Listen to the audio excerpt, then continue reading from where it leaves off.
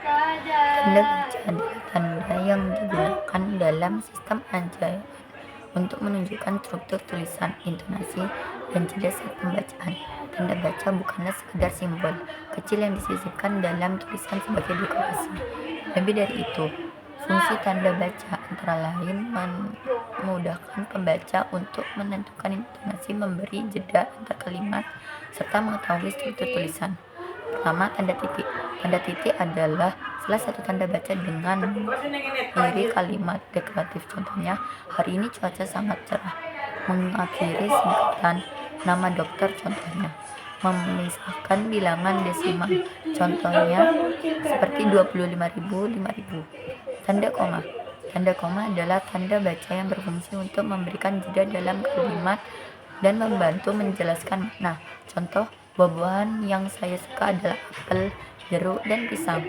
Memisahkan kalimat untuk utama dan anak kalimat, contohnya ketika hujan turun, saya memilih untuk tetap di rumah. Yang ketiga, tanda titik koma. Tanda titik koma adalah tanda baca yang berfungsi untuk memberikan jeda yang lebih kuat daripada koma, tetapi tidak sekuat titik. Contohnya, memisahkan dua klausa independen. Contohnya, saya suka membaca, dia lebih suka menonton film. Memisahkan unsur dalam daftar yang sudah mengundang koma. Contoh, di perjalanan kami mengunjungi Bandung, Jawa Barat, di Jogja, dan Bali. Menunjukkan hubungan yang lebih kuat antara kalimat. Contoh, hujan deras mengguyur kota. Akibatnya, banyak jalan terendam air. Tanda titik dua biasanya digunakan dalam akhir suatu pernyataan lengkap yang diikuti perincian atau penjelasan.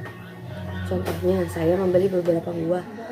Titik dua, apel, pisang, dan jeruk. Titik dua juga dipakai sesudah kata atau ungkapan yang memerlukan pemeriahan. Nah, contohnya itu bisa dilihat dalam penulisan struktur organisasi yang bisa dilihat pada slide berikut. Tanda titik dua ini juga biasanya digunakan dalam naskah drama. Contohnya yang bisa dilihat di sini di slide ini ya. Titik dua ini juga dipakai dalam jilid atau nomor halaman yang bisa kita lihat di sini. Jadi penulisannya bisa dilihat ini ya, April 2007 titik 2 62 sampai 78. Terus juga titik 2 ini dipakai dalam penulisan surah dan ayat dalam kitab suci. Juga judul dan anak judul dalam artikel atau karangan. Jadi judulnya contohnya sinematik motif, titik 2 pisau tajam untuk membelah buah bermakna peribahasa nama kota dan penerbit dalam daftar pustaka. Contoh lainnya bisa dilihat di bawah ini. Berikutnya adalah tanda baca aturan tanda baca, yaitu tanda hubung. Tanda hubung ditandai dengan strip kecil. Tanda hubung ini dipakai di antaranya untuk menandai bagian kata yang tertinggal atau pergantian baris, menyambung unsur kata ulang, memperjelas hubungan bagian kata atau ungkapan, merangkai huruf non kapital dan kapital, dan huruf dan angka, serta huruf tegak dan huruf miring dalam sebuah kata. Contohnya, tanda hubung yang dipakai dalam tanggal, bulan, dan tahun yang dinyatakan dengan angka, ini contohnya bisa dilihat ya. Lalu tanda hubung dipakai untuk merangkai huruf non kapital dan kapital dalam satu kata. Contohnya adalah lingkungan se-Indonesia. Jadi tanda hubung Indonesia gitu. Lalu berikutnya, tanda hubung ini juga dipakai untuk merangkai huruf dan angka dalam satu kata. Contohnya penulisan ke satu, kedua, ketiga. Nah, kalau di sini contohnya adalah beliau menjadi pembicara ke tanda hubung 2 dalam seminar itu. Nah, berikutnya adalah tanda pisah. Tanda pisah ini simbolnya hampir mirip dengan tanda hubung tadi, cuma dia jauh lebih panjang. Nah, tanda pisah ini digunakan untuk membatasi penyisipan kata atau kalimat yang memberi penjelasan dari luar kalimat. Dua, menjadi apositif untuk menggantikan tanda koma. Tiga, menjadi tanda yang berarti sampai dengan atau sampai ke, yang diletakkan di antara dua bilangan tanggal atau tempat. Kesalahan yang sering terjadi adalah digunakan tanda hubung untuk kalimat yang seharusnya menggunakan tanda pisah, karena kedua ini itu memang mirip ya, jadi banyak kesalahan dalam penggunaannya. Contoh tanda pisah yang dipakai untuk membatasi penyisipan kata atau kalimat dalam kalimat adalah program ini. Tanda pisah semoga lancar sampai akhir tanda pisah akan diselenggarakan mulai besok. Jadi bukan menggunakan tanda umum. Tanda pisah ini juga dipakai sebagai tanda yang berarti sampai dengan atau sampai ke. Contohnya, asistensi gambar teknik dilaksanakan pada tanggal 13 sampai 17 September 2024. Jadi, tanda pisah ini memiliki artis sampai dengan atau sampai ke. Nah, dalam penulisan ini itu juga orang-orang sering menyalahgunakannya, bukan menggunakan tanda pisah tapi menggunakan tanda hubung. Lalu yang berikutnya adalah tanda tanya. Terdapat dua pemakaian tanda tanya dalam bahasa Indonesia, yakni pada akhir kalimat tanda tanya dan setelah bagian yang dianggap kurang pasti kebenarannya. Contoh tanda tanya yang dipakai pada akhir kalimat tanya adalah bagaimana kabarmu. Lalu tanda tanya yang dianggap kurang pasti kebenarannya, dalam fungsi ini tanda tanya diapit dengan tanda kurung. Jadi bisa dilihat di sini ya, pandemi ini akan selesai pada akhir April. Karena ragu dia menggunakan tanda tanya, lalu juga ditambahi dengan tanda kurung. Baik, assalamualaikum warahmatullahi wabarakatuh. Perkenalkan, nama saya Nailul Surur dari kelompok 4. Kali ini saya akan menjelaskan tentang yang pertama, 1. Tanda seru. Yang kedua, tanda elipsis. Yang ketiga, tanda petik. Dan yang terakhir, tanda petik tunggal. Oke, yang pertama, tanda seru.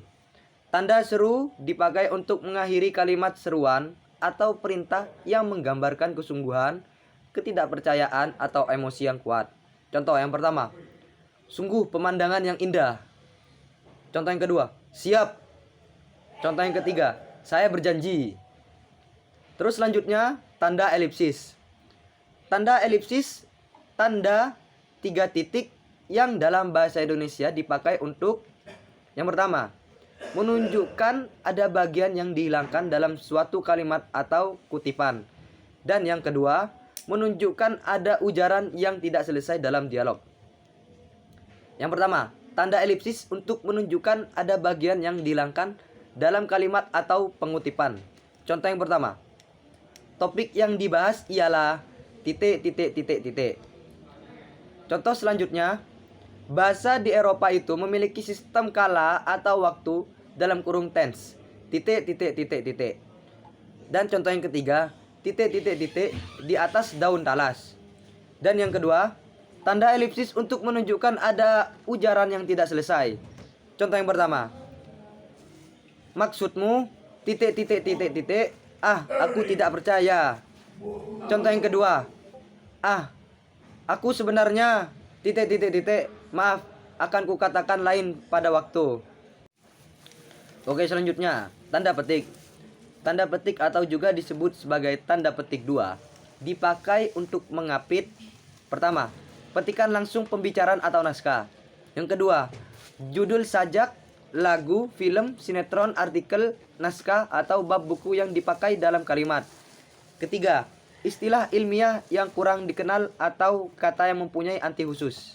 1. Tanda petik dipakai untuk mengapit petikan langsung. Contoh, kita pasti bisa. Contoh yang kedua, bahasa Indonesia wajib digunakan dalam dokumentasi resmi negara. Kontol. Tanda petik dipakai untuk mengapit judul sajak, lagu, film, sinetron, artikel, naskah, atau bab buku yang dipakai dalam kalimat. Contoh, film Bumi Manusia diangkat dari novel dengan judul yang sama karya Pramudia Anantatur. Contoh yang kedua. Dalam kurung, berikan contoh lain, titik. Yang ketiga, tanda petik dipakai untuk mengapit istilah ilmiah yang kurang dikenal serta kata yang memiliki arti khusus. Contoh yang pertama, diagnosia adalah sebutan untuk situasi kebahasan seperti itu. Yang kedua, uang pajak kita banyak yang dikantongi tikus-tikus itu. Oke, selanjutnya, tanda petik tunggal. Tanda petik tunggal dalam bahasa Indonesia dipakai untuk 1. Mengapit petikan di dalam petikan yang lain. Kedua, mengapit makna terjemahan atau penjelasan sebuah ungkapan. Contoh yang pertama, ia berbisik pelan. Kau dengar suara krik-krik dari sebelah rumah? Tanda tanya. Contoh yang kedua, dia menggedor pintu depan seraya berteriak. Apa ada orang? Tanda tanya. Ungkap Bu Bambang yang masih tampak ketakutan. Assalamualaikum warahmatullahi wabarakatuh. Perkenalkan, nama saya Fikri Zahir Al-Faruqi dari kelompok 4 dengan nomor induk mahasiswa 240606110102. Kali ini saya akan menjelaskan materi bahasa Indonesia, yaitu tanda penulisan sesuai EID. Oke. Saya akan menjelaskan tentang tanda kurung.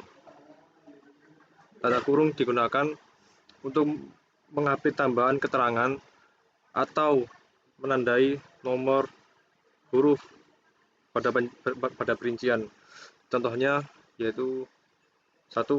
ASEAN buka kurung Association of Southeast Asian Nation tutup kurung, didirikan pada 8 Agustus 1967.